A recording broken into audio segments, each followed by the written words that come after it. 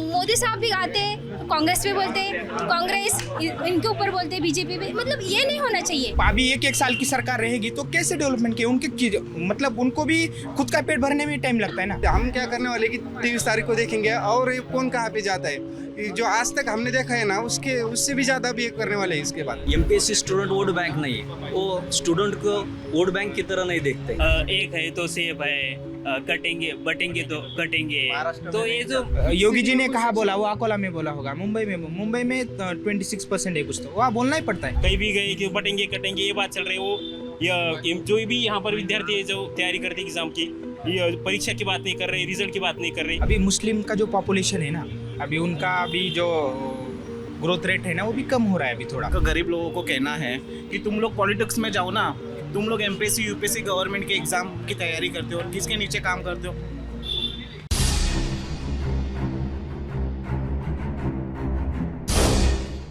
महाराष्ट्र में घूमते हुए मुझे लगभग 10-12 दिन हो गए हैं और एक बात की बड़ी तपिश थी कि भाई नौजवानों से बात नहीं हो पा रही है कि वो क्या सोचते हैं चुनाव के बारे में।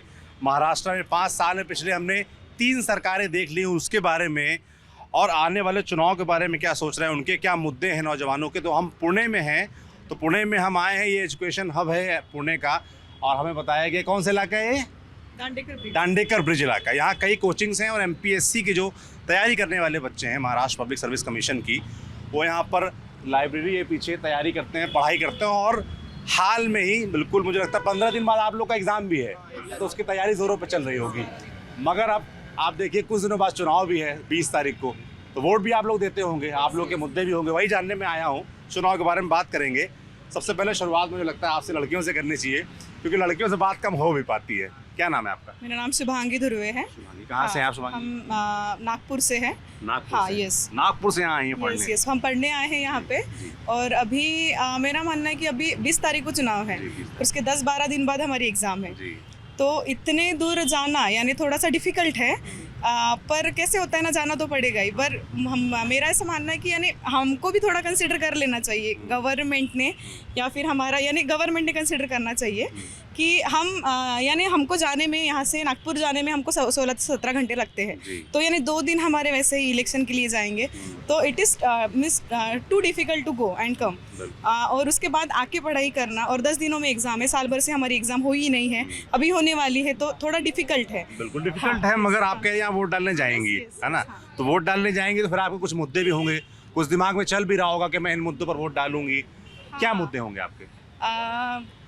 मेरी तो यानी हम सबकी तो फर्स्ट प्रायोरिटी है कि हमारी एग्ज़ाम प्रॉपर टाइम पे होनी चाहिए, और रिजल्ट जो लगते हैं वो भी प्रॉपर टाइम पे होनी चाहिए। वो गवर्नमेंट ने भी कंसीडर करना चाहिए, आने वाली गवर्नमेंट ने भी कंसीडर करना चाहिए, जो भी कोई गवर्नमेंट आएगी। वैसे तो वोटिंग वाला पर्सनल होता है, अपने हिसाब से दे सकते हैं, देना ही चाहिए। बिल्कुल। तो फिर जिस भी गवर्नमेंट को देना है हमें वोट, तो उन्होंने, जो आने वाली गवर्नमेंट है, उन्होंने हमको कंसीडर करना चाहिए। आपने कहा एग्जाम टाइमली होने चाहिए। हाँ, और मैंने जैसे सुना कि हाल फिलहाल में जो आपके एग्जाम्स है वो टलते रहे, आप लोगों ने आंदोलन भी किए यहाँ पर। इस इलाके को मुझे बताया गया कि आंदोलनों के लिए भी मशहूर है, जो भी आप लोग आंदोलन करते हैं छात्र वो यहीं पर करते हैं। किस बारे में था आंदोलन? ये था एग्ज़ाम में जो जगह है, उन्होंने जगह बढ़ाई नहीं थी, एग्रीकल्चर की जगह है वो उन्होंने दिया नहीं था। तो प्रॉपर स्टूडेंट जो थे बहुत सालों से प्रिपरेशन कर रहे हैं, अप्रैल में से एग्ज़ाम पोस्टपोन्ड हो रही है, अभी तक उन्होंने दिया नहीं था, इसलिए वो चल रहा था। हाँ, आपका क्या नाम है? पीछे खड़ी हैं आप, आगे आइए। प्रणाली ढोने। हाँ? प्रणाली ढोने। प्रणाली, कहाँ से हैं आप? चिमूर में भी उधर से चंद्रपुर। हाँ, चंद्रपुर से। तो जैसे इन्होंने एक मुद्दा बताया कि एग्जाम टाइमली होने चाहिए, है ना? मैं जानना चाहता हूँ कि लड़कियों के क्या मुद्दे हैं चुनाव के बारे में, है ना? क्योंकि अभी लाडली बहना योजना की बड़ी बात होती है ना? और कुछ योजनाएं और भी निकाली गई सरकार की तरफ से कि 12th पास करेंगे तो 1 लाख रुपए मिलेंगे, इस तरह कुछ योजनाएं भी हो रही हैं। मगर ये तो सरकार का पक्ष है, आप लोग क्या चाहती हैं, आप लोगों की क्या अपेक्षाएं रहती हैं? हमारी तो अपेक्षा ये रहेगी कि सबके लिए सेम होना चाहिए, ऐसा नहीं कि सिर्फ फीमेल को ही देखना चाहिए, मेल भी उतने ही कैपेबल है। यानी हम लड़कियां ही ऐसे नहीं कि जो ये सब कुछ करते हैं, बहुत सारी जो मेल साइड भी है जो अनएम्प्लॉयड है, उनको भी कुछ थोड़ा सा ये करना चाहिए। बिल्कुल। सरकार जैसे यहाँ पर 2.5 साल देखी हमने, देवेंद्र फडणवीस, एकनाथ शिंदे और अजीत पवार की। उससे पहले थे उद्धव ठाकरे मुख्यमंत्री थे, तो महाविकास अघाड़ी थी या महायुति है, 2.5 साल। तो ये हिसाब का वक्त भी होता है। कैसा लगा आपको सरकारों का काम? 2 सरकारें रही पिछले 5 साल में, किसका काम ठीक लगा आपको, किसका लगा कि नहीं हो? कर तो सभी रहे हैं, बोलना वैसा कुछ नहीं है। यानी चल रहा है अभी जो है वो है। महाराष्ट्र की जो तोड़फोड़ की पॉलिटिक्स है उसके बारे में विचार करती हैं आप? नहीं, फिलहाल उस पर कुछ नहीं बात करनी है। एग्जाम पे फोकस है पूरा। फिलहाल एग्जाम पे ही। ठीक है, क्या नाम है आपका? गणेश देशमुख। गणेश देशमुख, कहाँ से हैं आप? गोंदिया। गोंदिया से। हाँ। भंडारा गोंदिया उधर एकदम एक कोने से आप इधर आए पढ़ने, तो उधर पढ़ने लिखने की व्यवस्थाएं कैसी क्या हैं? उतनी व्यवस्था नहीं, इधर ही व्यवस्था अच्छी है, इसलिए हम इधर पढ़ने के लिए आए हैं। पूरे महाराष्ट्र से बच्चे आते हैं पुणे पढ़ने। हाँ। और अभी हमारी एग्जाम जब 30 अप्रैल 2023 को हुई, यानी अभी 1.5 साल हो गया। एग्जाम नहीं, रिजल्ट नहीं, कुछ भी नहीं। हम हर दिन खाने के लिए पैसा है वो हर दिन 10,000 रुपये माना जा रहा है। 1.5-2 लाख रुपए एग्जाम के फुकट में, काम धंधा कुछ नहीं, सब इन्वेस्ट हो रहा है हमारा, कुछ भी नहीं है यहाँ पे। आप कह रहे हैं प्रॉपर जो है एग्जाम को लेकर एक गाइडलाइन होनी चाहिए, कैलेंडर होना चाहिए। 30 अप्रैल 2023 को एग्जाम हुई, अभी तक रिजल्ट नहीं है उसका। हर दिन तारीख पे तारीख, जैसे वो कौन सा एग्जाम था? MPSC का क्लर्क। हाँ हाँ, तो उसका रिजल्ट 1.5 साल से 1.5 साल से अभी तक कुछ रिजल्ट नहीं हुआ। तो इससे ये सब मुद्दे हैं। आपने बताया कि एग्जाम लेट होते हैं, है ना? आपने बताया कि भाई रिजल्ट लेट हो रहा है, टाइमली नहीं आ रहा है, तो ये सब चीजें क्या इलेक्शन से मुद्दे बनते हैं क्या? बनना ही चाहिए। अभी इस बार we are the youth of the country, no? So मुद्दा तो होना चाहिए। अगर हम अनएम्प्लॉयड है तो हमारे लिए भी कुछ सोचना चाहिए ना। अभी महाविकास आघाड़ी ने जैसे बोला इस बार एजेंडे में उनके कि 45 दिन में रिजल्ट लगाएंगे वगैरह, तो उन्होंने भी स्टूडेंट को कुछ कंसिडर करना चाहिए। ऐसे महायुति ने इस बार कुछ भी नहीं डाला हमारे स्टूडेंट के बारे में, तो उन्होंने कुछ तो भी डालने को ना अपने एजेंडे में, लड़के क्या करना चाहिए कुछ नहीं करके। बिल्कुल एजेंडे में डालना चाहिए, पर एजेंडा जो दिखता है वो बड़ा अजीब सा होता है। मुझे लगता है आप लोग पढ़ते भी हैं क्या? जो मैनिफेस्टो वगैरह आता है वो देखते हैं, आप लोग पढ़ते हैं? इस पहली बार इस गवर्नमेंट में डाला है थोड़ा महाविकास आघाड़ी ने कि 45 डेज में रिजल्ट लगाएंगे वगैरह, कुछ तो भी ऐसे। बेरोजगार बच्चा। क्या नाम है आपका? आदित्य। क्या करते हैं? मैं पढ़ाई करता हूँ यहाँ। पढ़ाई कर रहे हैं। यस। कहाँ से? गढ़चिरौली से। गढ़चिरौली से। मतलब अब देख रहा हूँ एकदम एक कोने से सब लोग आप लोग आए हुए हैं। तो गढ़चिरौली के बारे में तो ये भी कहा जाता है कि थोड़ा नक्सल प्रभावित इलाका है। अभी भी क्या वहाँ पर चीजें? नहीं, पर अभी बहुत सारे कम हो गए हैं, पर था पहले था 5 साल तक, पर अभी बहुत सारे अभी जो पुलिस का ये प्रशासन है बहुत एक्टिव है वहाँ। मतलब सबसे पिछड़े इलाकों में से एक माना जाता है गढ़चिरौली को। मैं ये जानना चाहता हूँ कि जैसे सरकारें बदली हैं महाराष्ट्र में पिछले 3 साल में 3 बार, क्या गढ़चिरौली की सूरत बदली है कि वहाँ कुछ चेंजेस दिखाई दिए, वहाँ कुछ हुआ है क्या? हाँ, एक्चुअली हुआ है। पहले ज़्यादा ध्यान नहीं देते थे गढ़चिरौली पे, पर अभी गढ़चिरौली पे बहुत सारे फंड गवर्नमेंट प्रोवाइड कर रही है और वहाँ अच्छी खासी फैसिलिटी अभी प्रोवाइड हो रही है। उस वजह से अभी वहाँ सूरजागढ़ प्रोजेक्ट आया है, उसके यहाँ से बहुत सारे एम्प्लॉयमेंट के जॉब निकले हैं वहाँ। क्या नाम है आपका? मोहित पाटिल फ्रॉम ठाणे से। आप पास से हैं? हाँ, पास क्या से। मुद्दे हैं चुनाव में आपके? पिछले साल बहुत सरल सेवा एग्जाम्स हुई ना, तो उसमें बहुत बड़े पैमाने पे करप्शन हुआ। मतलब एग्जाम में पेपर लीक, मतलब डमी कैंडिडेट वगैरह, उसका कुछ हुआ नहीं। और पूरा इस साल हुआ ना, तो पूरा साल में MPSC का एक भी एग्ज़ाम हुआ नहीं। अभी स्टेट सर्विस का एग्ज़ाम आया, पूरा साल वो आगे बढ़ता चला गया। ऐसा क्या नाम है आपका? ढाकने प्रमोद। मैं बीड़ से आप? बीड़ से आता हूँ। बीड़ से। हाँ। तो कह रहा 4 बार एग्जाम पोस्टपोन हुई। एक 28 अप्रैल थी शायद, एक 5 जून, और उसके बाद अगस्त में गई, उसके बाद अभी दिसंबर में होने वाली है। बिल्कुल, जैसे कि अभी से आप लोग बता रहे हैं एग्जाम एक बड़ा मुद्दा हो गया आप लोगों का। एक तो हो गया आप लोगों का छात्रों का मुद्दा कि हमारा एग्जाम टाइमली होना चाहिए, रिजल्ट टाइमली होना चाहिए, कैलेंडर होना चाहिए प्रॉपर, कब एग्जाम कौन सा होगा।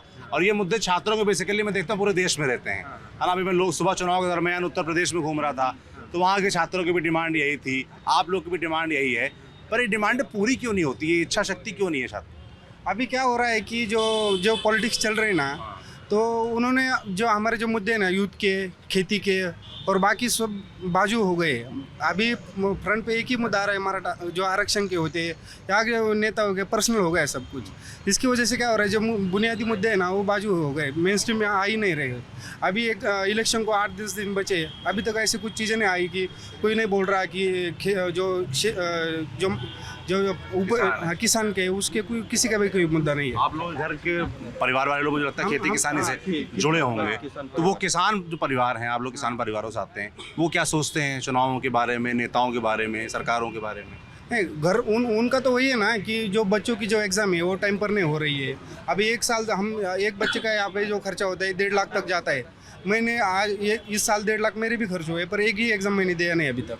वही उनको भी वो नहीं बोले तो कि 3 लाख बच्चे देते हैं एग्ज़ाम, उन 3 लाख परिवार को भी इफेक्ट होता ही नहीं चीज़ें सब तो कुछ। ज़्यादातर मुझे लगता है लोग सामान्य परिवारों से आते होंगे, हैं किसी पिता खेती किसानी कर रहे होंगे, प्राइवेट जॉब्स कर रहे होंगे, तो आर्थिक बोझ बढ़ता है, वही हैं? होता है ना। और फिर घर से भी बोझ बढ़ता होगा आप लोगों के ऊपर, हैं कब हो रहा है एग्जाम, कब नौकरी मिलेगी, है तो वो एक स्ट्रेस का कारण बनता होगा। वो उसकी बात तो होती नहीं है, नहीं होती, कहीं नहीं होती वो बात, कहीं नहीं होती है।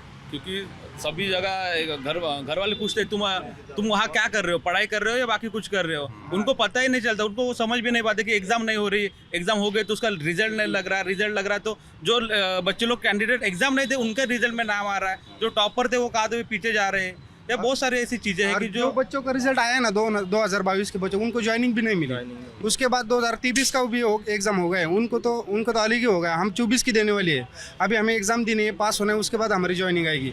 और 22 वाले बच्चे अभी तक वैसे ही है। एक एग्ज़ाम के प्रोसीजर के लिए 2-2 साल लगते हैं, मतलब ज्वाइनिंग, प्रीलिम्स, मेंस, उसका थर्ड स्किल टेस्ट, इंटरव्यू और ज्वाइनिंग आते आते 2 साल निकल जाते हैं। ऐसा ये 2 साल कैसे बीतते हैं, मैं ये जानना चाहता हूँ। आप लोगों के मन में क्या चल रहा होता है, घर वालों से क्या संवाद हो रहा होता है, क्या बातचीत हो रही होती है, घर वालों को कैसे समझाते हैं? बहुत स्ट्रेस आता है कि पूरा मतलब सिचुएशन हैंडल करते करते, लेकिन अभी क्या करना पड़ता है, अभी क्या जॉब चाहिए तो गवर्नमेंट जॉब चाहिए तो करना पड़ता है। जब घर के दबाव की बात कर रहा था, मुझे लगता है आप लोगों पर और ज़्यादा प्रेशर आता होगा। एक बात बोलना चाहूँगी निशा कि जो लास्ट टाइम का भी सरकार था, ये भी सरकार है, लेकिन जो भी सरकार आते ना एक मतलब ये सरकार इसके ऊपर कीचड़ उछालते, ये सरकार उसके ऊपर कीचड़ उछालते, लेकिन कोई बेरोजगार के बारे में नहीं बोलता है, कोई विकास के बारे में नहीं बोलता है। ये 2 चीज़ पे ज़्यादा फोकस करना चाहिए, मुझे ये लगता है। रोजगार और विकास के बारे में बोलो ना। मोदी साहब भी आते, कांग्रेस पे बोलते, कांग्रेस इनके ऊपर बोलते, बीजेपी पे, मतलब ये नहीं होना चाहिए। विकास के बारे में बोलो, बेरोजगारी के बारे में बोलो, इसके ऊपर कोई बोलता ही नहीं है। ऐसा बिल्कुल ठीक बात कह रही। तो जैसे अब पिछले हमने 5 साल में, थोड़ा पॉलिटिक्स की बात करना चाहता हूँ हम नौजवानों से, जो पढ़ाई के साथ अखबार भी पढ़ते होंगे, देश समाज में क्या चल रहा है पॉलिटिक्स वो भी देखते समझते होंगे, कई बार अच्छा भी लगता होगा, कई बार गुस्सा भी आता होगा, है। तो पिछले 5 साल से मैं देख रहा हूँ, पहले 3 दिन की सरकार बनी, देवेंद्र फडणवीस मुख्यमंत्री बने, जो मैंडेट मिला था वो मिला था शिवसेना को और भाजपा को, पर वो साथ नहीं है, बोले कि वो मुख्यमंत्री पद को लेकर लड़ाई थी। उसके बाद फिर हमने देखा अजीत पवार वापस चले गए और वापस से उद्धव ठाकरे महाविकास आघाड़ी बना, उद्धव ठाकरे शरद पवार के साथ और कांग्रेस पार्टी के साथ मुख्यमंत्री बने। फिर वहाँ एकनाथ शिंदे टूटे और भाजपा की सरकार बनी, एकनाथ शिंदे मुख्यमंत्री बने और महायुति आई। तो 3 सरकारें देखी। तो ये जो विधायकों का इधर से उधर जाना, पार्टियों को टूटना, 2 नई पार्टी बन जाना, एनसीपी और शिवसेना, इसके बारे में क्या सोचते हैं? जो महाराष्ट्र में जो पॉलिटिक्स चल रही है उसके बारे में नौजवान क्या सोचता है? सबसे इम्पोर्टेंट क्या है कि महाराष्ट्र देश में सबसे रिच स्टेट है और इसकी जो इकोनॉमी है और हमारा ईयरली जो बजट होता है वो 6-7 लाख करोड़ का रहता है। तो इतना बड़ा स्टेट को अगर रन करने को किसको नहीं, अगर मैं पढ़ाई कर रहा हूँ तो मेरे को लग रहा है कि डीसी मिलना चाहिए, डेप्यूटी कलेक्टर होना चाहिए। तो इतने बड़े मतलब स्टेट में सबको पावर का ग्रिड है, मेरे को भी चाहिए, मैं सीएम चाहिए। मतलब देवेंद्र फडणवीस साहब को लग रहा है कि मुझे सीएम होना चाहिए, अजीत पवार साहब को भी लग रहा है कि मेरे को भी सीएम चाहिए। उद्धव ठाकरे साहब वो पहले बाला साहब ठाकरे क्या थे कि वो किंग में करते, वो दूसरों को सीएम बनाते थे, मगर सीएम बनने की जब बारी आई तो उद्धव ठाकरे साहब खुद बन गए, क्योंकि महाराष्ट्र इतने बाहर से भी लोग आ रहे हैं, यूपी से आ रहे हैं, बिहार से, कर्नाटक से, वो सबको एक्सेप्ट करता है। मतलब मराठी लोग और दूसरे लोग में इतना ज़्यादा कुछ क्लासेस नहीं होते और पीसफुल स्टेट है। मगर इसमें क्या हो रहा है कि कुछ अपवादों को छोड़ दें, मुंबई में जो हुआ, जो मनसे ने किया, नहीं छोड़ दें। नहीं, वो मनसे ने करना चाहिए। मुंबई तो हमारी है, वो तो हम किसी भी हालत में छोड़ेंगे नहीं, मगर चाहिए मनसे। हाँ फिर नहीं उधर वो अभी तो आप कह रहे थे हम मिलजुल के रहते हैं, अचानक से आपने बोल दिया। मराठी और मराठी भाषा और हमारे लैंड के बारे में तो हम कभी भी नहीं, ये भी नहीं एक्सेप्ट करेंगे। अभी बोल रहे हैं मतलब यहाँ से हम वहाँ जाएंगे। आपने जो ये बोला ना, जो मतलब क्या है कि तो सबसे इम्पोर्टेंट क्या है कि पावर का ग्रिड है, मोस्ट इम्पोर्टेंट पावर का ग्रिड है। इसलिए इधर से उधर भागना, उधर से उधर भागना, इसके एमएलए खींचो, ये खींचो, और ये सब की वजह से ये। और इसमें क्या हो रहा है कि नासिक और ये पुणे और ये मुंबई का ये ट्रायंगल है का यहाँ डेवलपमेंट दिखता है। मैं बीड़ से मराठवाड़ा से हूँ। हाँ, वहाँ के बारे में बताइए। बीड़ में क्या है कि जो गन्ना काटने वाले हैं ना वो पश्चिम महाराष्ट्र में आते हैं, अभी दिवाली के टाइम में वो कापूस जो होते हैं ना, कॉटन, हाँ कपास, वो बेच के अभी कॉटन का गन्ना काटने के लिए जाएंगे, 6 महीने उधर काटेंगे, वापस आएंगे। मतलब ये भाग डेवलप दिखता है। माइग्रेशन अभी तक रुका नहीं ना। हाँ। इसका क्या कारण मानते हैं कि भाई जो मुंबई है, ठाणे एरिया है, या इधर का पुणे का रीजन है, या थोड़ा नागपुर उधर देख लें, है ना? प्रॉब्लम ये है कि कुछ चंद लोगों के हाथ में ना बहुत दिन से सत्ता है। मतलब पवार साहब बड़े नेता है, मैं उनके कुछ नहीं बोल रहा, उनको लग रहा है कि मैं बारामती का विकास करूँ। बीड ने उनको राष्ट्रवादी पार्टी को 6 में से 5 आमदार दिए, हाँ, मगर वो बीड का उतना विकास नहीं हुआ जितना होना चाहिए। वो जो इंक्लूजनेस होता है ना, डेवलपमेंट का जो इंक्लूजन, सबको इसको थोड़ा, उसको थोड़ा, इसको थोड़ा, सबको जो देना चाहिए ना, वो नहीं हुआ है। अभी 1 साल की सरकार रहेगी तो कैसे डेवलपमेंट के उनके, मतलब उनको भी खुद का पेट भरने में टाइम लगता है ना। मगर महाराष्ट्र के नेचर में क्या चीज़ है मैं समझ नहीं पाता हूँ कि कभी भी अगर देखा जाए तो लंबे दौर से किसी सिंगल पार्टी को मैंडेट नहीं मिला, और ऐसे ही गठबंधन की सरकारें बनती रही हैं, टूटती बिखरती रही हैं, आपस में मतभेद रहे हैं, और 5 साल में तो कुछ ज़्यादा देख लिया हम लोगों ने। नहीं, ऐसा नहीं है, वो रीजनल जो पॉइंट्स है ना वो अलग है। अभी शरद पवार साहब ने 2001 में 2 में वो कांग्रेस से अलग होकर खुद की बनाई, शिवसेना 1966 से वो महाराष्ट्र में लड़ रहे, तो उनका अलग एक यहाँ पे केडर बेसिस पे चलता है। हर एरिया की अलग पॉलिटिक्स है। हाँ ऐसा है। मगर जो मुख्य बात इन्होंने बोली कि सत्ता का लालच है सबको, सब चाहते हैं मुख्यमंत्री बनना, सब चाहते हैं, इतना पैसा वाला स्टेट है तो हमारे यहाँ पे पावर आए, जाहिर सी बात है वो पावर आएगी तो पैसा भी आएगा। यशवंतराव चौहान साहब थे, वसंत दादा पाटिल, ये विलासराव देशमुख साहब, ये बहुत बड़े बड़े लीडर थे। जिस लेवल का काम उन लोगों ने किया है ना, ये अभी उस लेवल का कर नहीं रहे। खाली वो हाइप रहता ना कि इसको 3000, इसको 2000, ये ले लो, ये आरक्षण ले लो, ये ले लो, इससे डेवलपमेंट जो इन्फिल्ट्रेट होना चाहिए ना ग्राउंड लेवल पे, वो होता नहीं है। इसलिए फिर बेरोजगारी वगैरह, वो फार्मर का सुसाइड का बहुत बड़ा प्रॉब्लम है महाराष्ट्र में, वो दिखता नहीं है। क्यों दिखाती ही नहीं है? मतलब आप आज क्यों आए हो? क्योंकि यहाँ इलेक्शन है, इलेक्शन पूछेंगे आप जाओगे, वो जो जेन्युइन पॉइंट्स है ना वो कोई नहीं पूछता है, ऐसा है, इसलिए वो साइडलाइन हो जाते हैं। जो चल रहे हैं ना अभी जो इलेक्शन के मुद्दों में, वो भी आते ही नहीं ऐसे प्रॉब्लम। आपने पूछा था कि जो अभी पॉलिटिक्स है 2019 तक क्या था कि पूरा एक ये था ना कि बीजेपी 2019 एक सरकार, हाँ एक आइडियोलॉजी थी हर पार्टी की, उसके हिसाब से वो अपना जो राजकारण वो करते थे। 19 के बाद क्या हुआ कि ये आधी ये पार्टी टूट गई, इसके पास गई, उसकी टूट कर इसके पास गई। जो लोगों में भी उनके जो राजकारण जो था ना, पॉलिटिक्स को देखने का एक नजरिया था, वो भी लोग थोड़ा उदासीन रह गए, नहीं क्या? वो सब सत्ता के पीछे भागने वाले। आपने बोला आप किस तरह देखते हैं, हम क्या करने वाले कि 23 तारीख को देखेंगे और ये कौन कहाँ पे जाता है। जो आज तक हमने देखा है ना, उससे भी ज़्यादा भी एक करने वाले हैं इसके बाद, करने वाले हैं। 23 हाँ, तारीख के बाद हो जाएगा।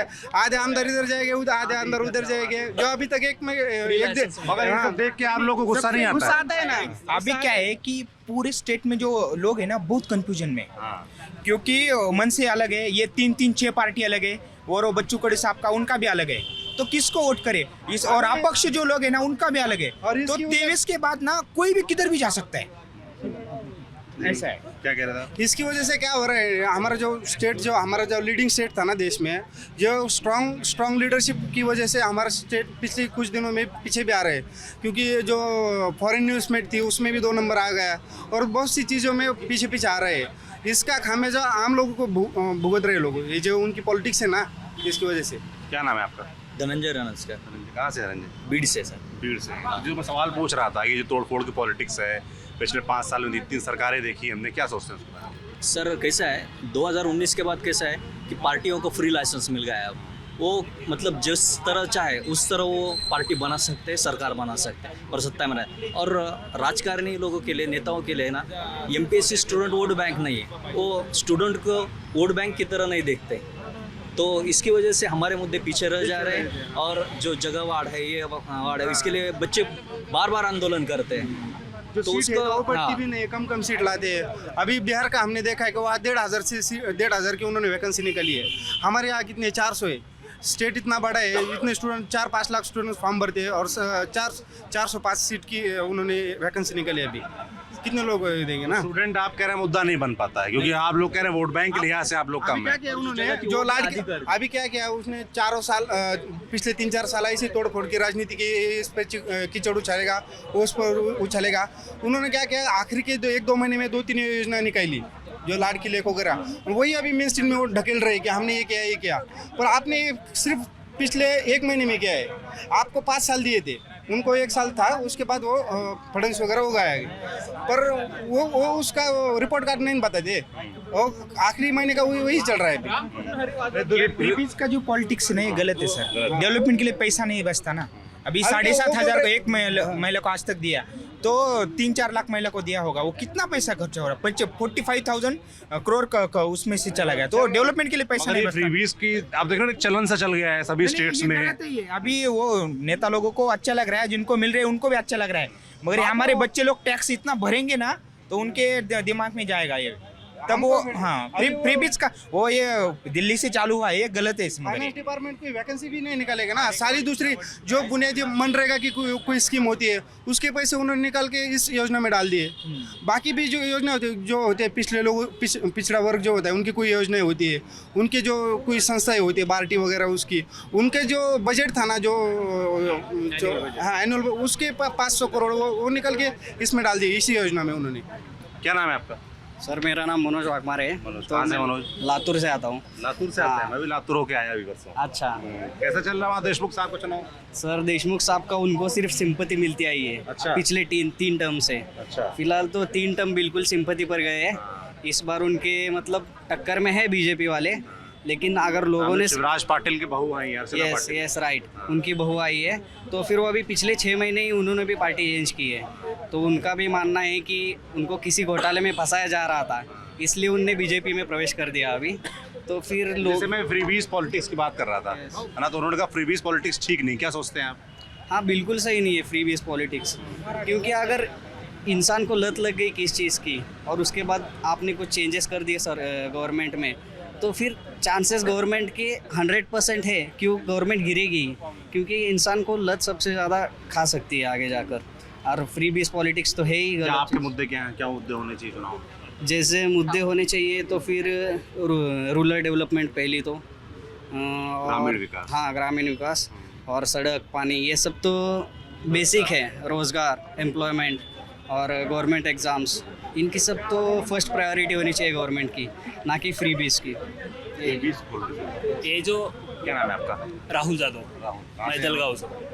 हाँ, जो अभी जो लाड़की बहन योजना जो है महाराष्ट्र गवर्नमेंट की, तो इसमें 1,500 रुपीज़ तक देने वाले हैं। तो सरकार को इसके अलावा जो हमारे फार्मर है, तो इसके लिए जो स्वामीनाथन आयोग की जो स्कीम है वो इम्प्लीमेंट करनी चाहिए, यानी कि हाँ MSP जो है, यानी कि 50% जितना खर्च लगता है फार्मर को, तो उससे दुगना उनको उनका ही फसल को सही दाम देना। हाँ फसल को सही दाम देना चाहिए, तो वो इम्प्लीमेंट किया तो हर शेतकरी जो भी गवर्नमेंट है उसके लिए वोट तो डालेंगी, लेकिन हमेशा गवर्नमेंट की ऋणी भी रहेंगे, और जो बेरोजगार है उनका भी उन्हें विचार करना चाहिए सरकार को, और फिर महिला वर्ग है, तो ये सबके बारे में अच्छे से विचार करके हर योजना इम्प्लीमेंट करनी चाहिए और अपने मैनिफेस्टो भी तैयार करना चाहिए। लेकिन अभी क्या हुआ है,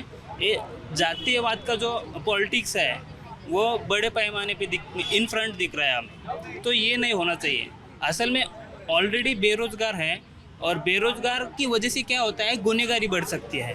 तो ये जो पॉलिटिशियंस है, इनको अभी जो भी तरुण जो भी यंगर सब युवा, तो युवा वर्ग जो है बहुत रोष है, कौन सा भी पॉलिटिशियन हो, यानी कि बीजेपी हो या राष्ट्रवादी हो, कांग्रेस हो, ये बहुत रोष है जो युवा वर्ग है उसमें। बिल्कुल। अरे आप लोग तो इतना दूर दूर खड़े हो गए सब लोग, मुझे एकदम महाराष्ट्र वाली फीलिंग भी आ रही है, सब लोग ऐसे बटे बटे खड़े हैं ना अलग अलग, वैसे लग रहा है। थोड़ा पास आ जाइए, अभी बात मेरी खत्म नहीं हुई है, आप लोग ऐसा लग रहा है कि बाइट दे के चले गए। प्रॉब्लम वैसा जैसे मैं ये जानना चाहता हूँ, हिंदी का है। हाँ। अरे इतनी अच्छी हिंदी बोल रहे हैं आप लोग, लैंग्वेज बैरियर की वजह से वो हमारा अच्छा बोल रहे हैं आप लोग, मुझे कहीं भी अभी लगा नहीं कि कोई फंस रहा है, अटक रहा है। थोड़ी तकलीफ होती है ना, मैं समझ रहा हूँ मेरे मित्र, मगर मेरी मजबूरी, मुझे मराठी समझ में नहीं आती, और ये हिंदी ऑडियंस के लिए बनाने का प्रयास कर रहा हूँ कि वो भी जानना चाहते हैं कि महाराष्ट्र में क्या हो रहा है, महाराष्ट्र के बारे में, चुनाव के बारे में आप लोग क्या सोच रहे हैं, तो उसी लिहाज से मैं पूछ रहा हूँ। जैसे फ्रीबीज के बारे में बात हुई, चुनाव के बारे में बात हुई, है ना, अभी भाई साहब बोल रहे थे कि जातीयवाद बहुत चल रहा है इस समय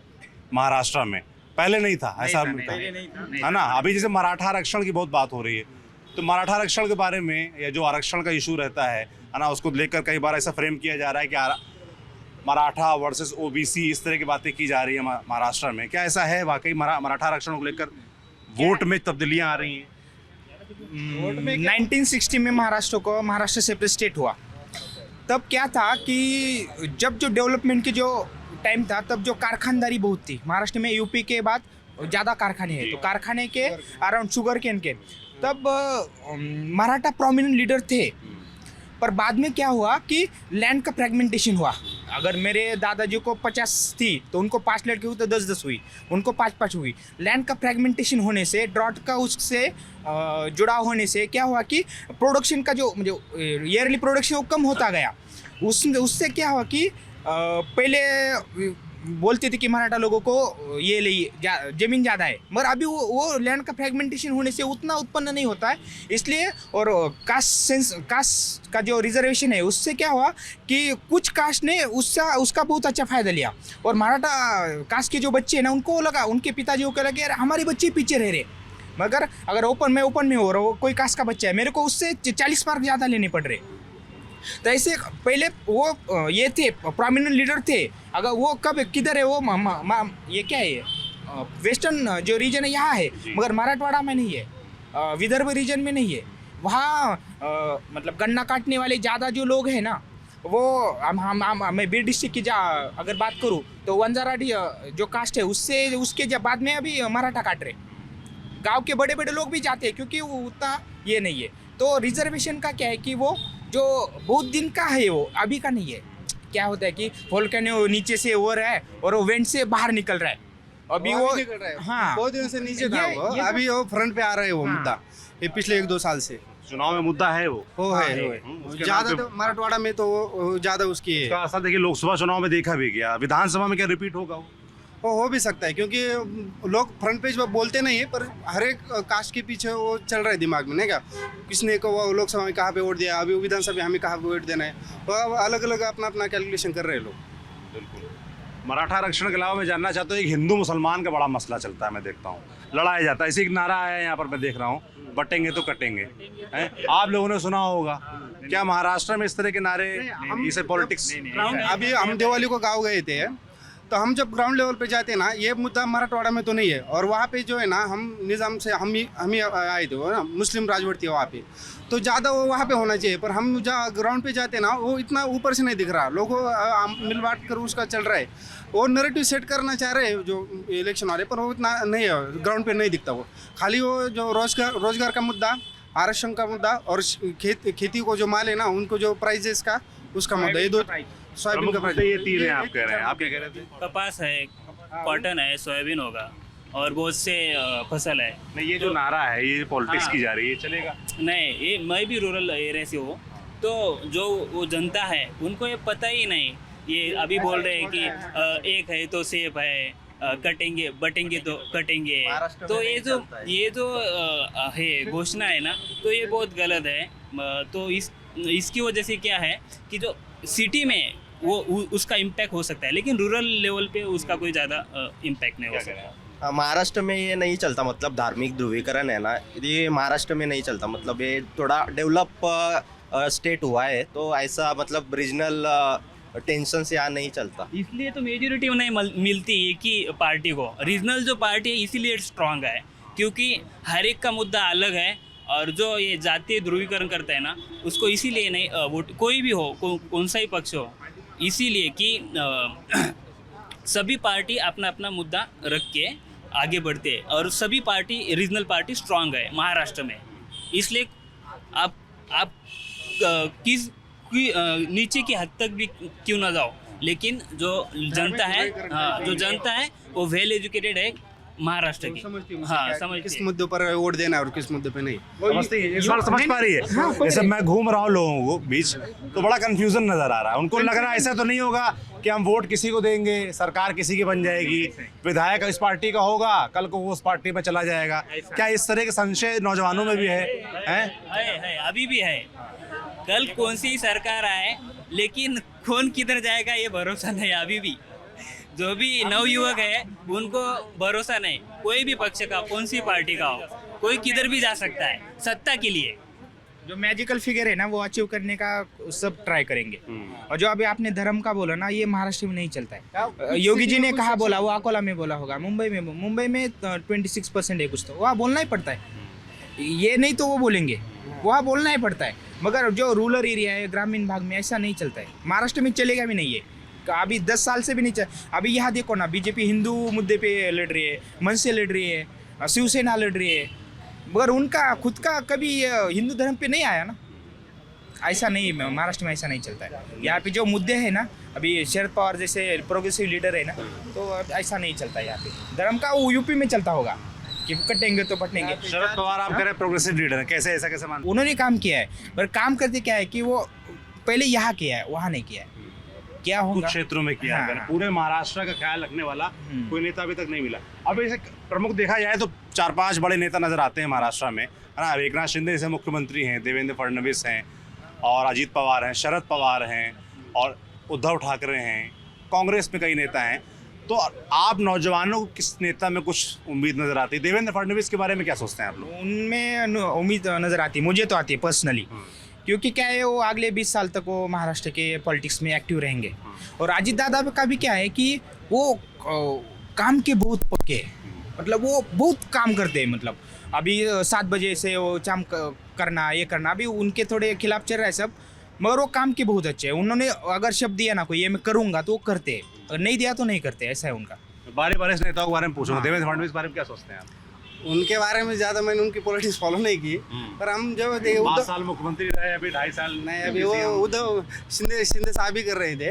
और उसके पहले जो उद्धव ठाकरे थे ना, उनकी जो उन्होंने कुछ 2-1.5 साल उन्होंने जो काम किया था, 2.5 साल हाँ, कोविड के वक्त, वो भी प्रॉमिसिंग लगे थे हमें। अच्छा, हाँ, उद्धव ठाकरे ठीक लगते हैं? हाँ, उद्धव ठाकरे कैसे लगते हैं आपको देवेंद्र फडणवीस, उद्धव ठाकरे लोग? किस नेता में उम्मीद नजर आती है?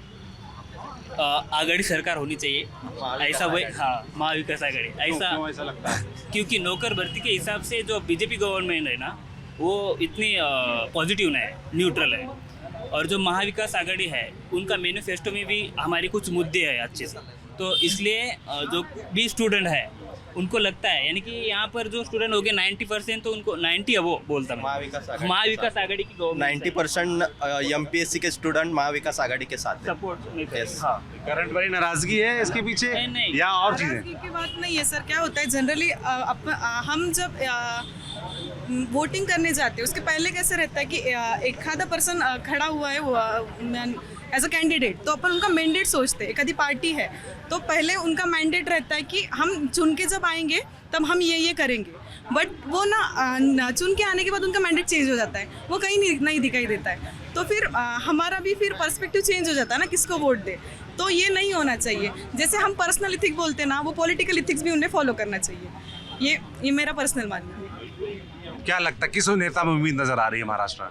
नेता अभी नेता पार्टी विचार? महाराष्ट्र में ऐसा एक भी नेता नहीं है अभी। अच्छा, किसकी उम्मीद नहीं है।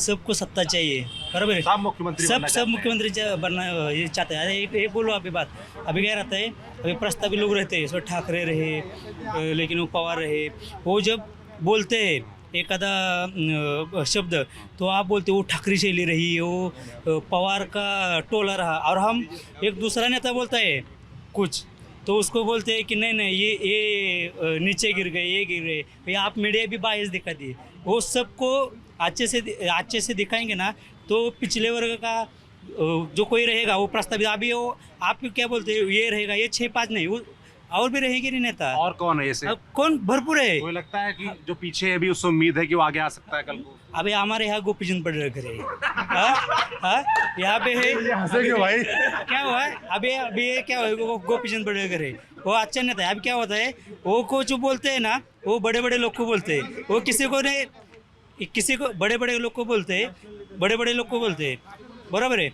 तो वो ये अच्छा नहीं लग रहा है किसी को, यह ऐसा है। वो उसको हमें उम्मीद दिखती है ना, वो हमारे लिए झगड़ते हैं, सबसे बात करते हैं। अभी उन्होंने क्या किया, वो सब वर्ग, सब कैटेगरी के हैं लोग, उनको मुद्दा अभी किसका जो किसके, आप मीडिया भी किसके उधर गए नहीं पीछे, वो आप विधान परिषद में मुद्दे सबको उठाते हैं, हाँ सबको उठाते हैं, फिर भी उसको उनको आवाज़ नहीं कौन देता है। इधर मीडिया बाइस दिखा दिए, वो कुछ बोलते हैं तो वो तो नीचे गिर गए। अभी उधर ठाकरे से ले रही, ये पवार का टोला, इधर देवेंद्र फडणवीस ने ऐसा बोला, या ऐसे से बोलते हैं ऊपर के नीचे। जिन नेता के इन्होंने बताया उनका ख्याल रखना चाहिए मीडिया को। भाई क्या नाम है? एक्चुअली मेरा नाम वैभव है और मैं सपोर्ट करता हूँ, मैं एक्सिस बैंक में जॉब करता हूँ। मैं सपोर्ट करता हूँ बीजेपी को, बिकॉज केंद्र में जो सत्ता है मैं चाहता हूँ वो भी राज्य में सत्ता रहे, बिकॉज जो भी फंड डेवलपमेंट का इशू है वो सॉल्व हो सकता है अच्छी तरीके से। अभी देख सकते हैं देवेंद्र फडणवीस होगा, अपने मुख्यमंत्री शिंदे साहब हो गए, उसके साथ अजीत पवार है, उन लोगों ने पक्ष छोड़ के यहाँ पे आया तो कुछ तो उनको विजन दिखा होगा। लोग बोलते 50 को के लिए, बट उसके जैसा उन्होंने कामकाज भी किया है। आज मेट्रो देखो, मैं अहमदाबाद से बिलोंग करता हूँ बट एक्चुअली मेरा होम टाउन पुणे है, बट आप अहमदाबाद में देखो बहुत सारा डेवलपमेंट हुआ है, वही डेवलपमेंट पुणे में भी हो रहा है, मेट्रो स्टेशन चालू हो रहे हैं। अभी एमपीएससी के स्टूडेंट का थोड़ा सा इशू है कि टाइम टू टाइम उनकी एग्ज़ाम नहीं आ रही। मेरा भाई है 5 साल से स्टडी कर रहा है, वैकेंसी नहीं है, थोड़े थोड़े मार्क्स से बेचारे रह जाते हैं, बट उसमें भी गवर्नमेंट कुछ ना कुछ सोल्यूशन प्रोवाइड करेगी। अभी जैसी बात की उन्होंने गोपीचंद पडळकर की, अभी जो बड़े नेता है जैसे उद्धव ठाकरे, उन्होंने कुछ बोला तो बोलते उद्धवशाली टोला, मतलब उद्धव जी ने कुछ बोला, बट गोपीचंद पडळकर एक आधा वर्ड बोलता रहे, नहीं तुमने मतलब कि मराठा पे बोला, तुमने धनगर समाज पे बोला, तो उसको नीचा दिखाया जाता है। बट एक स्ट्रांग नेता है, सबको आगे आने का चांस है, संविधान में सबको आगे बढ़ने के लिए दिया हुआ है, बिल्कुल मौका मिलना चाहिए, इसमें कोई दो राय नहीं। भाई इस बात कर, क्या नाम है आपका? नैनेश्वर। नैनेश्वर, क्या मतलब हुआ इस नाम का? Wealth of knowledge. अच्छा, तो क्या आपको लग रहा है किस नेता से उम्मीद नजर आ रही है, किस पार्टी से उम्मीद नजर आ रही है कि महाराष्ट्र का भला हो सकता है? वैसे तो अभी वैसे कोई नेता ही नहीं इधर है। तमाम जो नेता बड़े बड़े, देवेंद्र फडणवीस हो गए, उद्धव ठाकरे हो गए, एकनाथ शिंदे हो गए, अजीत पवार हो गए। देवेंद्र फडणवीस के बारे में अगर बोले तो he is very intelligent, but वो थोड़ा ना क्या बोलती है उसको कि वो सुनता नहीं, he is very right wing. Okay, वो बीच में धर्म लाते हैं, जात लाते हैं। ओके, जिस मुद्दे पर काम करना चाहिए वो मुद्दे पे काम नहीं करते, और लोगों को ज़्यादा डाइवर्ट करने के लिए, मुद्दे से भटकाने के लिए धर्म की राजनीति नहीं होनी चाहिए। धर्म की राजनीति में कर्म की राजनीति होनी चाहिए। नहीं, धर्म की राजनीति नहीं होनी चाहिए, कर्म की राजनीति होनी चाहिए। यस राइट, काम की राजनीति होनी चाहिए, काम करने चाहिए और सबको साथ लेकर आना चाहिए। बड़े बटेंगे तो कटेंगे ना आराम चला रहे, क्योंकि इनके पास 2.5 साल में जो किया नहीं होगा वो मुद्दे नहीं, इसलिए वो क्या बीच में क्या ला रहे हैं, अभी बटेंगे तो कटेंगे, एक है तो सेफ है, ऐसे मुद्दे ला रहे हैं। और जो युवा को जो मुद्दा है वो उसकी वजह से क्या होता है, डाइवर्ट होता, उस पर कोई बात नहीं करते, मीडिया वाले भी बात नहीं करते, वो भी बायस हो जाते। अब अगर मेन स्ट्रीम मीडिया अगर देखिए अपन टोटली बायस है, एक तरफा है। कोई महाराष्ट्र का जो किसान होगा, युवा हो गए, ओके, इनकी जो मुद्दे है ये मुद्दे उठाते नहीं और धर्म की बात कर रहे। अगर हम प्राइम टाइम न्यूज़ अगर देखें, रोज़ अगर देखें, तो हर वक्त आपको हिंदू मुस्लिम ही दिखेगा, जातिवादी दिखेगा। और बट किसान का जो अगर विदर्भ का मुद्दा अगर होगा तो वहाँ पर किसान का प्रॉब्लम है, सोयाबीन का प्रॉब्लम है, कॉटन का प्रॉब्लम है, इनको भाव नहीं। जो अगर 10 साल पीछे गए तो जो भाव है वही भाव है, और उसके तुलना में अगर आप इन्फ्लेशन देखें तो 10 गुना बढ़ चुका है। ओके, तो ये सारे मुद्दे जो है ना, ये धर्म की राजनीति मुड़े सही मुद्दों पर बात नहीं होती है, सब चीजें केंद्रित कर दी जाती हैं धर्म के इर्द गिर्द, जाति के इर्द गिर्द, आरक्षण के इर्द गिर्द, इन सब चीजों मुद्दों पर है जो मुद्दे काम की बात है वो नहीं होती है। इस बात की नाराजगी है। और सभी जो लीडर है महाराष्ट्र के, उसमें तो ज़्यादातर अभी बीजेपी में जो देवेंद्र फडणवीस ने, वो ज़्यादातर मुद्दों को अभी ये जो भी रैली वगैरह हो रही है, करंट जो इलेक्शन कैंपेन चल रहा है, उसमें ये सब मुद्दे साइडलाइन को है, और धर्म को आगे रखकर सब भी हिंदू मुस्लिम कहीं भी गए कि बटेंगे कटेंगे ये बात चल रही है। वो जो भी यहाँ पर विद्यार्थी है जो तैयारी करते हैं एग्ज़ाम की, ये परीक्षा की बात नहीं कर रहे, रिजल्ट की बात नहीं कर रहे। अगर नोटिफिकेशन आती है तो एग्ज़ाम 3-4 बार पोस्टपोन होती है, फिर प्रीलिम होती है, प्रीलिम की रिजल्ट एग्ज़ाम होने के बाद 5-6 महीने बाद रिजल्ट आता है, प्रीलिम का रिजल्ट आता है, उसके बाद और 4-5 महीने के बाद मेंस होता है, मेंस होने के बाद और 5-6 महीने बाद मेंस का रिजल्ट आता है, उसके बाद और इंटरव्यू होता है 5-6 महीने में। ऐसे करके 2.5 साल इसमें ही निकल जाते हैं, और ज्वाइनिंग आती है 2 साल बाद। ऐसे करके पूरा एक पंचवार्षिक योजना चल जाता है। तो ये जो मुद्दे है ना, ये हिंदू मुस्लिम की राजनीति, सरकार है 5 वर्ष जरूर चले मगर आपको नौकरी समय से मिल जाए, वही बात नहीं, हमको नौकरी तो मिलनी ही चाहिए, बट किसान की बुद्धि हुई, इधर जो लेबर्स काम करते हैं उनको अच्छा दाम होना चाहिए, महिला वर्ग ये सबका जो एक डेवलपमेंट होना चाहिए कि वो हमें ज़मीन पे नहीं दिखता। और दो नेताओं के बारे में मैं आप लोगों से आखिरी में एक और बात करना चाहता हूँ। देश के जो नेता हैं अगर देखा जाए प्रमुख तौर पर, तो धर्म के बारे में मुझे बोलना है भाई। धर्म क्या है, अभी हिंदू मुस्लिम है, सिख है, वो अभी मुस्लिम का जो पॉपुलेशन है ना, अभी उनका अभी जो ग्रोथ रेट है ना वो भी कम हो रहा है अभी थोड़ा। अभी हम ना उन लोगों को साइडलाइन करके देश नहीं चला सकते, अभी इंटीग्रल पार्ट है, ये एक्सेप्ट करना चाहिए आपको। उनके अब अभी क्या है कि वो उनके रिलीजन में कुछ अभी जो उनके वैल्यूज़ है ना वो बहुत स्ट्रिक्ट है, तो उनको अटके हुए है वो निकलने में थोड़ा टाइम लगेगा, क्योंकि education is a foundation of all social reforms. Maharashtra में इतना मैं हिंदू हूँ अभी, तो इतना प्रोग्रेसिव विचार क्यों करें, हम एजुकेशन ले आए उन्होंने, ऐसा है। तो जब तक हम एजुकेशन वो पेनिट्रेट होगा वो धीरे धीरे हो जाएगा। अभी उनको साइडलाइन करके वो इनको दे रहे इनको नहीं दे रहे, ऐसा हिंदू मुस्लिम करने से क्या है कि जो पीस है ना, वो जो पीस बहुत नेसेसरी है। अभी मैंने तुमको मारा और तुमने मेरे को मारा तो जीरो हो गया ना सर। 1 - 1 जीरो होता है सर, 1 - 1 + 1 नहीं होता है। हम सबको साथ में रहना चाहिए। अभी हिंदुइज्म में जो कोर है ना वैल्यू क्या है कि वसुधैव कुटुंबकम, वे संत ज्ञानेश्वर अभिनव ये बोला ना, उनका ये है कि भगवद गीता में दिया है कि वसुधैव कुटुंबकम, हम सब साथ रहेंगे। पूरे जो धर्म है ना वो दूसरे देश से यहाँ आए हैं, यहाँ अभी बसे, यहाँ फ्लरिश हुए। जितने पाकिस्तान में लोग हैं ना मुस्लिम, उससे ज़्यादा लोग अभी 2-3 साल में यहाँ होंगे। वो यहाँ से रहने, अभी तुम क्या कर सकते हो जो बांग्लादेश से आ रहे हो एज ए सेंट्रल गवर्नमेंट, उन पे आप रोक लगाओ कि उनको, मैं उनका सपोर्ट नहीं करता। बांग्लादेश यहाँ क्यों आए? अभी तुम्हारे पास मैं जा सकता हूँ क्या सऊदी अरेबिया में? मेरे पास अगर पासपोर्ट नहीं है तो जो इलीगल लोग हैं उनको आप रोको ना। और जो डेवलपमेंट के मुद्दे, उनके एजुकेशन के बारे में उन्होंने भी क्या करना, उन लोगों को बहुत स्ट्रिक्ट नहीं रहना चाहिए, रिलीजन के लिए भी थोड़ा लिबरल, अगर वो उनका मुद्दा, हम क्या करेंगे, तो वो थोड़ा प्लस माइनस। आप कह रहे हैं कि इस देश में मुस्लिमों को नकार कर, साइडलाइन कर या उनका विरोध करके काम नहीं चलने वाला है, वो यहीं रहने वाले हैं, वो सब उनको साथ ही में रहना है। और अगर थोड़ी बहुत कट्टरता की बात आती है तो वो धीमे धीमे इन्वॉल्व होंगे, एजुकेशन की बात होनी चाहिए, उनके डेवलपमेंट की बात होनी चाहिए और मिलजुल कर रहना चाहिए, ये आपका विचार है। अगर क्या है, अगर तुम मेरे को तलवार से मारने आए होंगे तो मैं भी तलवार लेके बैठूंगा ना। अगर मैं भी पीसफुल हिंदू हूँ तो क्या है कि काटने बांटने से कुछ नहीं होगा।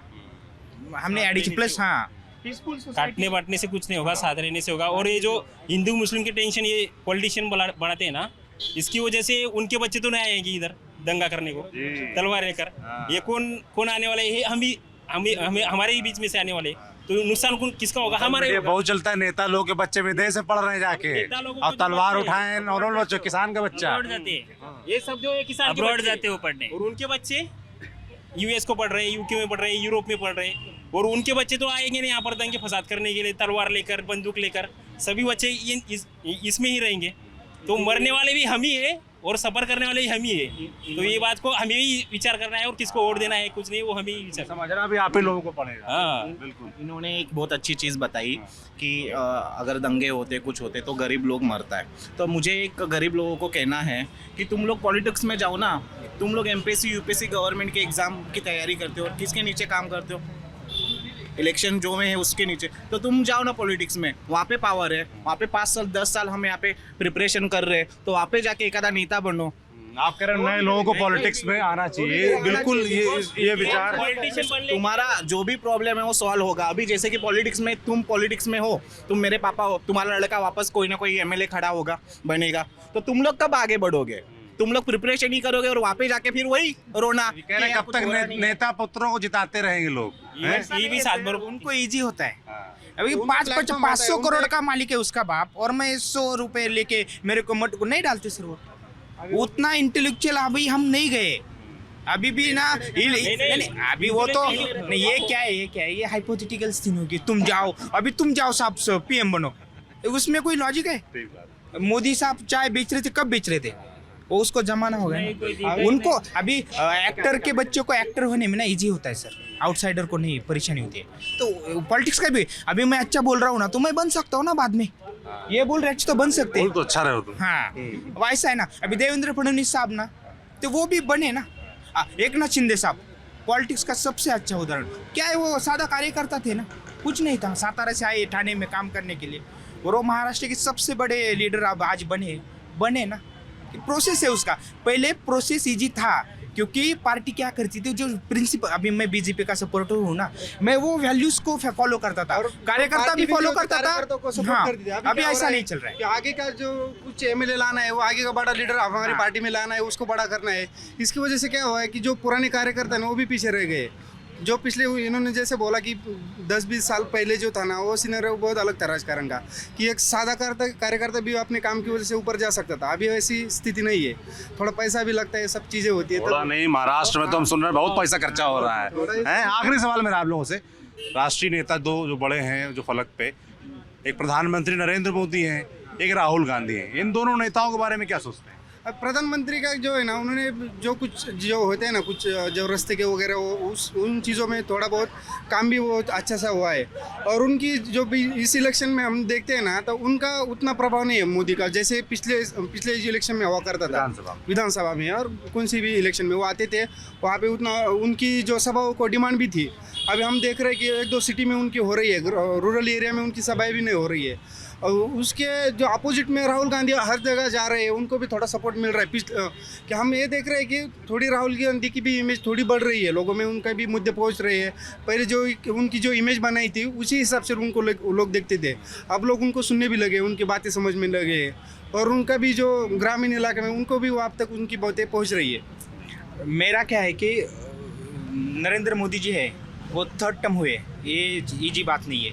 143 करोड़ हो रहे हैं हम अभी, इतना बड़ा देश चलाना कोई सीधी बात, एकदम सिंपल गोष्ट नहीं है। तो जो काम उन्होंने 14 से 19 तक किया, वो 2-3 साल तो कोरोना में गए, उसके बाद भी बहुत बड़ा काम हुआ है। अभी ये हमारा समृद्धि, अभी महाराष्ट्र के बारे में बोले, समृद्धि हुआ, कोस्टल रोड हुआ, बहुत सारी चीज़ें हुई है, मगर वो ना, वो धर्म बीच में ला रहे ना, वो गलत है, वो नहीं करना चाहिए। और राहुल गांधी क्या ना, उनका तो मैच ही नहीं है, नहीं, उनका तो मैच ही नहीं है। अगर अभी नरेंद्र मोदी और उनकी टीम जिस पीएम चलेगा, पढ़े लिखा पीएम नहीं चलेगा। देखिए भाई, ये मेरा पर्सनल ओपिनियन है, पहले तो ये मेरा ओपिनियन है।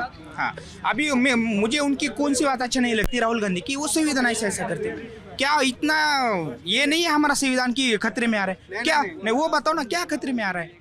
वो हर बार ऐसा बोल रहे लोगों, नहीं, लोगों को गुमराह, मेरा पॉइंट मुझे बोलने दो, नहीं कि वो गुमराह कर रहे हैं, ऐसा नहीं ना। वो उनके पास भी जेन्युइन मुद्दे, वो बहुत से सारी चीजें उनको वो ये कर सकते हैं, पर वो छोड़ के ये की बात ऐसे कर रहे। आप कह रहे हैं संविधान वाली बात भ्रम फैला रहे हैं? नहीं, वो नहीं, वो हर बार भी नहीं ना चल सकती। एक बार बोलो तो वो लोकसभा भी वो ऐसा कर दिया। मुझे क्या लगता है कि हमारा संविधान ये चलता है, नहीं, हमारा संविधान बहुत स्ट्रांग है, इतना वीक, हमारा संविधान बहुत स्ट्रांग है, इतना वीक नहीं है कि तुम इतने जल्दी उसको, कोई भी, ये मोदी भी आए तो भी वो नहीं कुछ कर सकता है। हमारा संविधान स्ट्रांग है, उसकी फाउंडेशन के बेस पे हमारा देश चल रहा है। ऐसा संविधान हमारा पर्याप्त, बात सुन लो, ये कह रहे सुन तो लो, ये कह रहे संविधान पर्याप्त स्ट्रांग है, उसके साथ कोई छेड़छाड़ नहीं कर सकता है।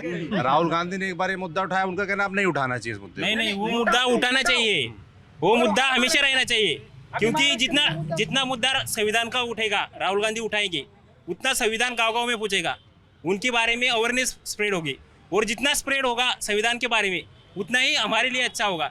और ये जो 400 का प्लान था, वो वही प्लान था कि संविधान चेंज करना है, 364। बीजेपी तो लगातार नकारती रही इसको। वो तो नकारेंगे, वो थोड़ा पब्लिकली कहेगी कि हमको संविधान बदलना है, वो थोड़ा कहेगी। आप लोग को लगता था ऐसा? बिल्कुल ऐसा होने वाला, उनका विचार ही वही है।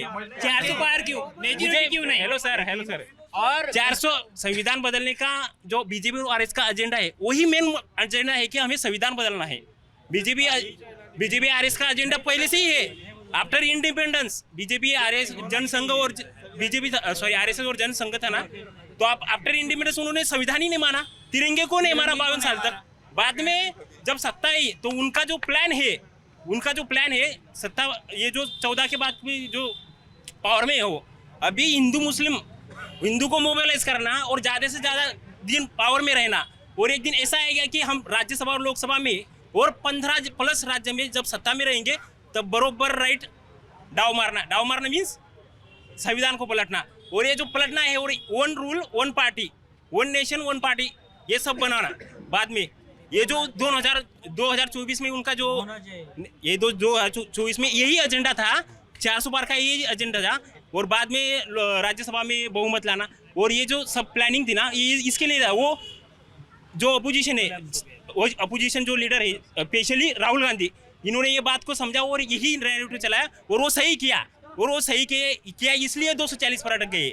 और ये जो नारा है ना, ये अभी चलना ही चाहिए। संविधान का जो नारा है, इट इज़ इम्पोर्टेंट, बिकॉज ये बात ऐसी है कि संविधान जो है ना हमारा, जो हम किसके लिए किस यहाँ पर जो खड़े हैं, हम जो एजुकेशन कर रहे, बोल रहे, ये फ्रीली बात भी कर रहे हैं, ये किसके लिए वजह? ये संविधान के लिए, इस संविधान की वजह से।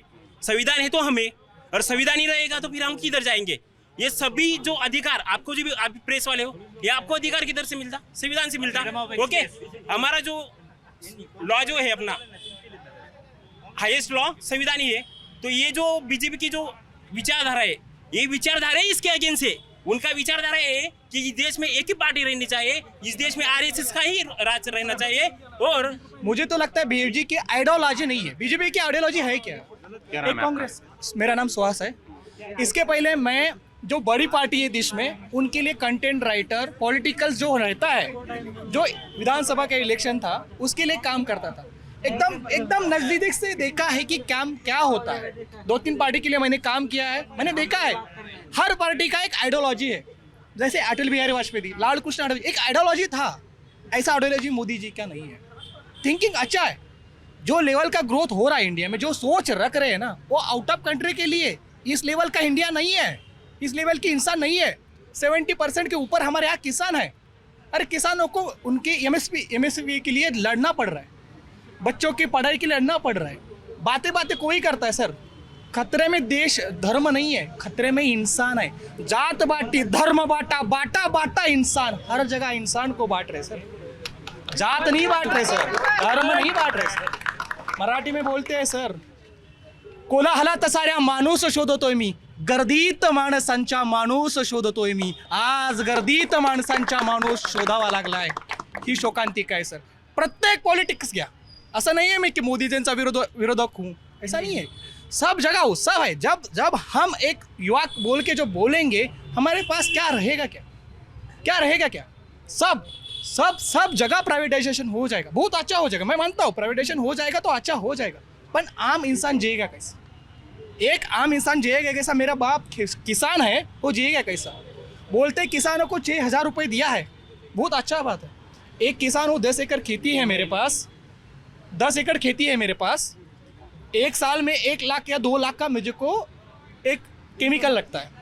2 लाख 18% से 36,000 रुपये, 36,000 रुपये मैं टैक्स पे कर रहा हूँ बस फर्टिलाइज़र पे। मंडी पे वो तो छोड़ ही दो, वो तो नहीं है। एमएसपी पे हम खरीद लेंगे बोल रहे, एक्चुअली में मंडी पे कितने किसानों पे एमएसपी पे खरीदा जाता है ये भी देखो। पहले से तय हुए होते हैं, उनके पहले से हो गए होते, अभी ख़त्म हो गए ऐसे बोलते। तो किसान कैसे जिंदा रहेगा? यहाँ का युवक कैसा जिंदा रहेगा? ये बात होना चाहिए ना। धर्म रहेगा जब इंसान ही जिंदा रहेगा। इंसान का संविधान रहना ही चाहिए। संविधान नहीं रहेगा ना, फ्रीली मैं अभी जो बात कर रहा हूँ, छाती सीना तान के बोल रहा हूँ ना, ये भी नहीं बात करूँगा। Thank you. तो ये हैं महाराष्ट्र के नौजवान, वो चुनाव के बारे में, नेताओं के बारे में और महाराष्ट्र के बारे में क्या सोचते हैं, उनके विचार क्या हैं, मुद्दे क्या हैं, वो हमने इस बातचीत के ज़रिए पुणे में आपको बताने का प्रयास किया। और जगहों पे जाएंगे, नौजवानों से, महिलाओं से, किसानों से, सबसे आपको रूबरू कराते रहेंगे और महाराष्ट्र का मिजाज समझाते दिखाते रहेंगे। आप देखते रहिए हमारी यात्रा। कौन जीत रहा है? मैं सौरभ हूँ, कैमरे के पीछे मेरे साथ जेरी हैं। शुक्रिया।